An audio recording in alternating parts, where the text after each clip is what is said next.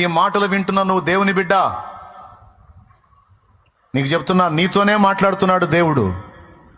నిన్ను కోల్పోయిన వాళ్ళు దరిద్రులు, నీలాంటి మంచి వ్యక్తి ఆదరణ కోల్పోయిన వాళ్ళు దరిద్రులు, శాపగ్రస్తులు.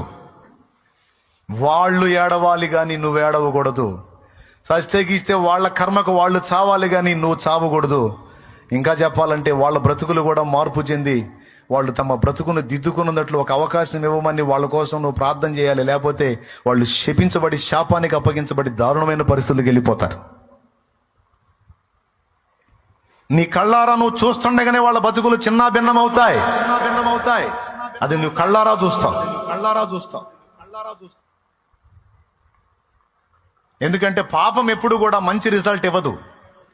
వంచన ఎప్పుడు, మోసం ఎప్పుడు కూడా మంచి ఫలితాలు ఇవ్వదు. పాపము ఎప్పుడు ఇచ్చినా దుష్ఫలితాలను ఇచ్చిద్ది. ఏ ఒక్క పాపం కూడా ఒక్క మంచి ఫలితాన్ని ఇచ్చినట్టు చరిత్రలో లేదు, ఉండబోదు.